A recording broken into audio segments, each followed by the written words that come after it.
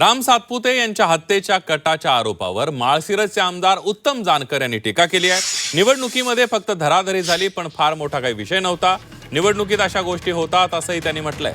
हत्येचा कट रचण्याच्या आरोपाबाबत पालकमंत्री यांना जास्त माहिती असेल ते माहिती देतील असंही जानकर यांनी म्हटलंय।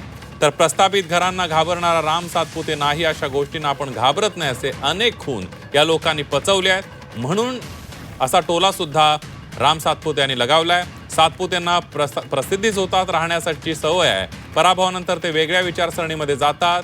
धैर्यशील मोहिते पाटलांनीही राम सातपुतेंना प्रत्युत्तर दिलंय। राम सातपुते यांच्या हत्येच्या गटात उत्तम जानकर यांचा संबंध नसेल तर त्यांनी यात बोलणं उचित नाही। जे लोक यात सहभागी असतील त्यांच्यावर कारवाई होईल असं जयकुमार गोरे यांनी म्हटलंय।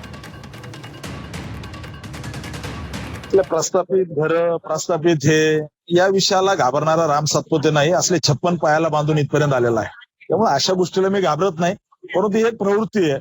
असे अनेक खून पचवलेले त्या लोकांनी, त्यामुळे राम सातपुतेचा खून पचवू असं त्यांना वाटत असेल, परंतु ठीक आहे, राज्याचे मुख्यमंत्री आणि पालकमंत्री जयाभाऊ या विषयामध्ये बारकाईने लक्ष ठेवून आहेत।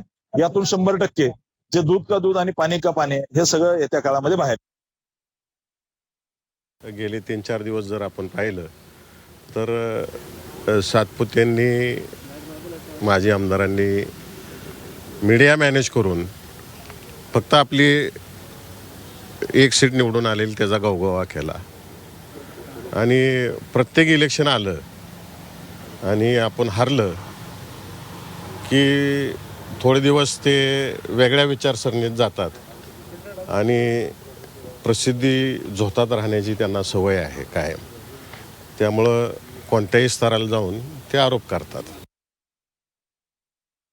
त्यांनी जागावपणा केला, तो असा तो पिस्तूल नसतं का गुलाला, ते त्या बाबा मानेच्या तोंडावर मारण्याचा प्रयत्न केला आणि त्यांची मतमोजणी होती आणि ते हरले अशी बातमी आली। त्यामुळे ते रागाने एकमेकाला भिडले। इलेक्शनमध्ये अनेक ठिकाणी होतं, लाठीचार्ज होतो, अनेक घटना होतात त्याच्यामध्ये। आणि मुरदाडाला कोण मारणार, आता कशासाठी मारायचं त्यांचा त्यात काय विषय नाही, तर त्यांनी त्याच्याबद्दल बोलणं उचित नाही माझं म्हणणं आहे। जे लोक याच्यामध्ये सामील असतील त्यांच्यावर कारवाई होईल, कोणी काही म्हटला तरी त्याच्यावर कारवाई होईल। त्यामुळं त्याचा तपास चालू आहे। तपासामध्ये जर हा विषय तपासामध्ये उलगडा होईल, कोणी दिला किंवा नाही दिला, मोकळा थेट होता याची खात्री केली जाईल आणि त्या अनुषंगानं चौकशी होईल।